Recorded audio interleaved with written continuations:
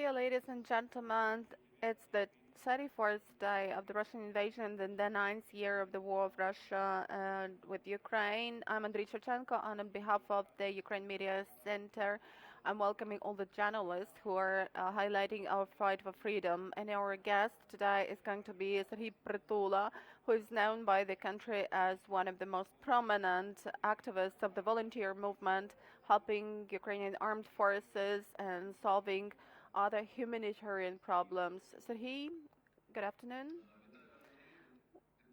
Good afternoon, Andriy. Good afternoon, everyone.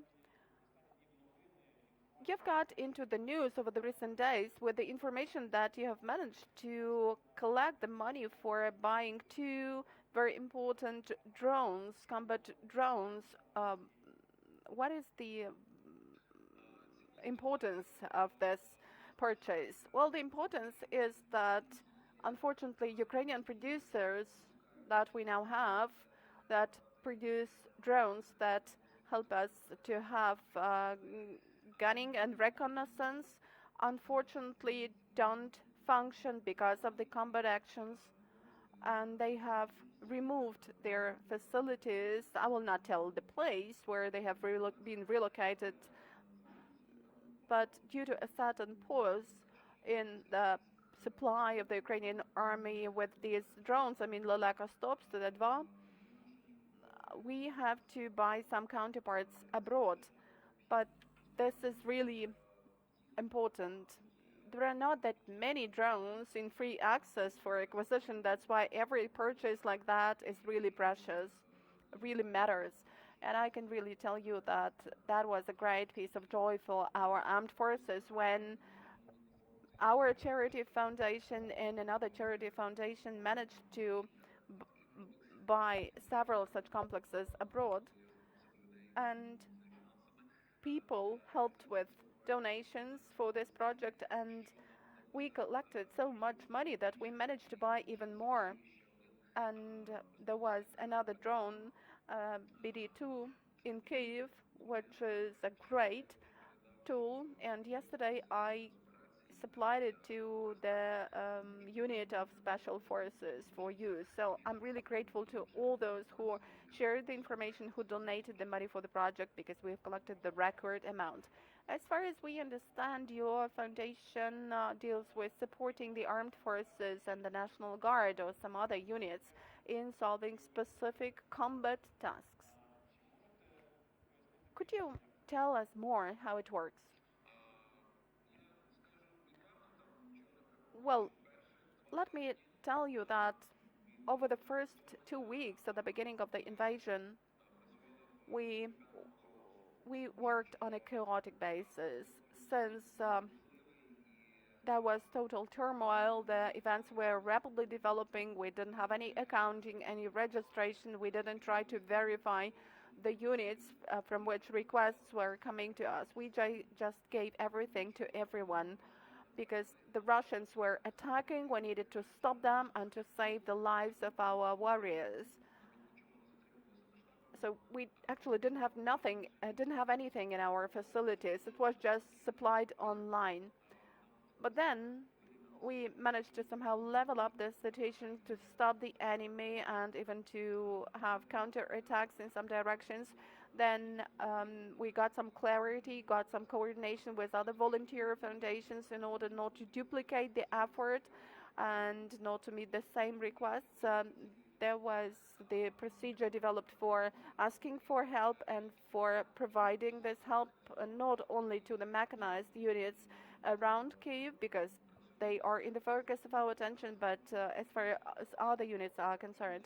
So now we have more coordination. The only thing is that definitely we are greatly supported by Ukrainians, but of course we don't have the budget of the size our Ministry of Defense has, so our capacities are still limited. But as you have been right in saying, the armed forces of Ukraine, the bodyguard service, the National Guard, the main department of the intelligence forces, Center of Special Operations, territorial defense forces, volunteer units, these are the people who have addressed us for help. What products do you mean? What aid do you provide? Well, first of all, we speak here about a lot of optic devices, thermal imaging devices of several types,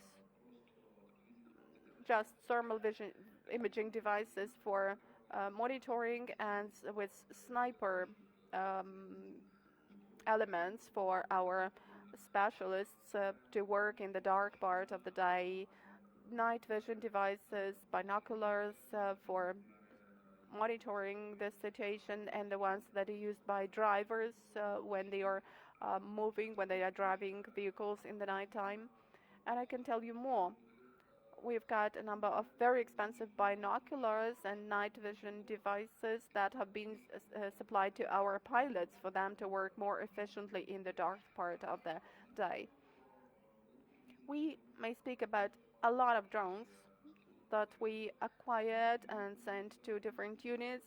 I cannot tell you the exact figure, but I guess that over this month of war, we have supplied about 600 drones to different corners of Ukraine. We have convoys going to Severodonetsk, Severshchina region. We cooperate with the units defending Kharkiv, Izum, Mykolaiv, and so on and so forth, which means that we don't focus on Kyiv only. We may also speak about procurement and supply of drones to our army. These are the drones with thermal imaging elements. We don't have that many of them on the planet in general, and we're trying to buy them. You know, if ordinary drones like Autels and Malik could be bought in hundreds, here we speak about tens of those drones, not because they're expensive, but because there has been no need in the societies of different countries for having a drone with thermal imaging optic elements. But now our reconnaisseurs and gunners need these drones. That's why we focus on this. And of course, the main sore point we have had since 2014 is transport. Provision of the Ukrainian army with transport has really been bad. The situation has not changed, it's even got worse. And now a great many Ukrainian volunteers are trying to do whatever they can, try to bring all the vehicles and cars from abroad, because everything that could possibly be bought in Ukraine have already been bought by us, I guess.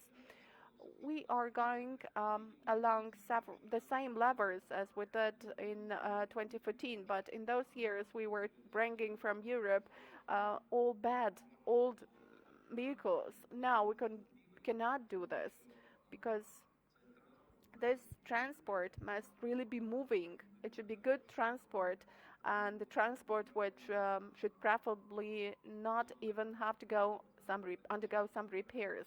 That's why the average car or vehicle which we take costs about 8 or 10,000 euros.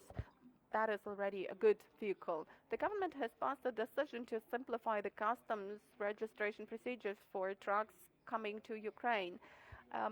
Does it simplify the logistics for you and for the goods you are bringing?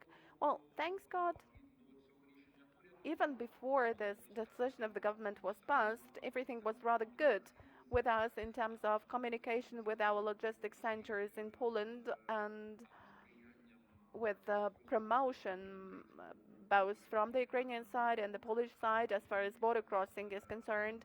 We had good coordination with the local authorities and the city mayor of Lviv, who helped us find the premises for the logistic hub in Lviv. But I know it for sure that a great number of volunteers who have some smaller amounts procurement will have their lives simplified as a result of this decision passed by the government, because the needs for helmets, for bulletproof vests are still there.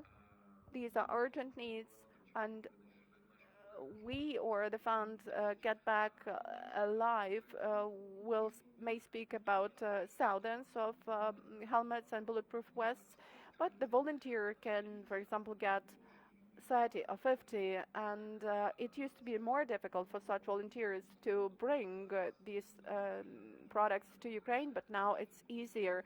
And by the way, using the occasion, I would like to express my gratitude to Ukrainian officials. See, they have always been criticized by the Ukrainian society, and it was rather well-deserved criticism, but the same as all the other people in Ukraine, our army of officials has turned its face to the Ukrainian people and is really facilitating problem solving, in particular if we speak about urgent needs. Serhiy, when addressing charity people with any requests, you always urge them people to be as specific as possible, very clear in what they do. You claim that if you're staying in America, in Canada, in Europe, and buying something or collecting some money, take care of these things to be brought to Ukraine. Don't shift the burden and responsibility for bringing these things to Ukraine. Could you mention some specific items for which we have an urgent need for the armed forces of Ukraine and for our territorial defense forces or other units? Well, we have a great kill line as far as the required for bulletproof vests and helmets are concerned for territorial defense forces. I cannot tell you the exact number of people who are in need of these things now and who are members of the territorial defense forces, but I think that there is an urgent need for providing these people with bulletproof vests and helmets. And I think that Ukrainian diplomats and the Western society, the Western mass media, should exert pressure on their governments, because we really cannot do this.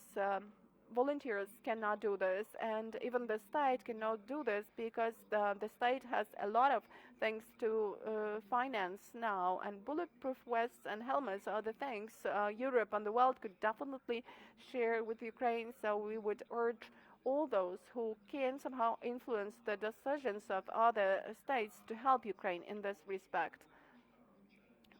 As far as the things we are dealing with are concerned, these are vehicles, cars, armored vehicles, evacuation vehicles, because we also need them in great numbers.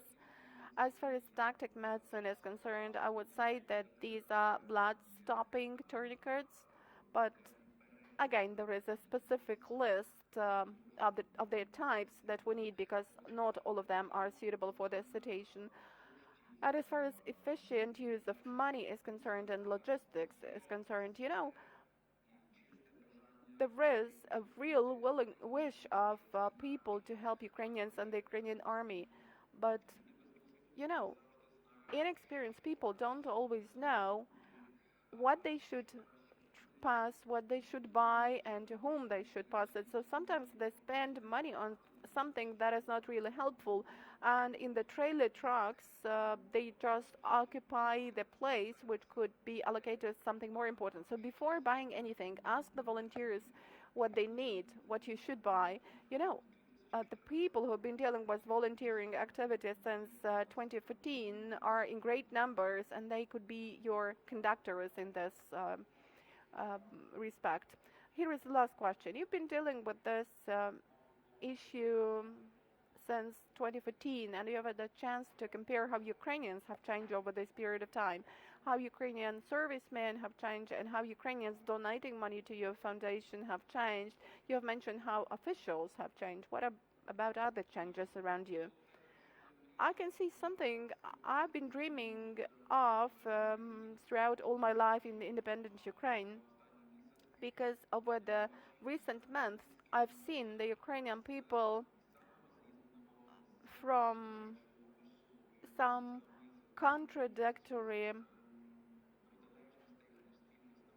oppositions has transformed into a monolith structure, regardless of the geography, of the location, of origin, of confession, religious beliefs, financial status, the language you communicate. Ukrainians have been transformed into one whole, one unity, united people, and that makes me trust in the good future for Ukraine, because, you know, Putin has actually put his put his feet on the rakes of his own propaganda. He told in his propaganda to his people that here we have a number of Nazi guys, but in propaganda people said that the armed forces of Ukraine in Donbass and Luhansk have been fighting for 8 years against some meteorologists because, well, the Russians were not there. So they have reached the stage when they started believing all this, and when they thought that they would have a march, a parade in their tanks, and people will meet them, will be happy to meet them here, but they started being killed, and they didn't realize what was happening. And where were the people with bread and salt and flowers meeting you? Where were the people going to hug you because you have come to liberate them? So they were really frustrated because they went to fight with a number of Nazi guys, and they faced the whole state, all Ukrainians. And even if there is a collaborator, he is mocked at by the people he is walking along the same streets with. So the Ukrainian army has really become stronger. We have cherished the generation of combat and brigade commanders with combat experience, and here is a great difference between the Ukrainian and the Russian army. This difference lies in the fact that for the Russian army, no life of a soldier matters. They are still using the methods of reconnaissance with combat actions.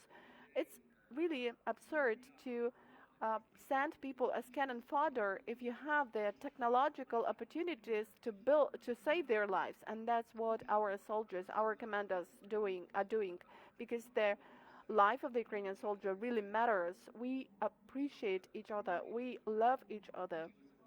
We have learned to support each other and take care of each other. I've never ever seen so much love in Ukraine as we can see now. So thanks a lot to everyone, to all those who are joining their effort, taking pains in different fronts to achieve our common victory. Thank you, Serhiy Prytula, public figure, volunteer, and head of the charity foundation of Serhiy Prytula. Dear ladies and gentlemen, our next event will be at 2:30. That is a special event that will be the presentation of the project entitled Cinema Aid. This is the Global Cinema Marathon initiated by Ukrainian artists and the Ukrainian government, and you will find out the details here at 2:30 on the Media Center Ukraine stage. Stand with you.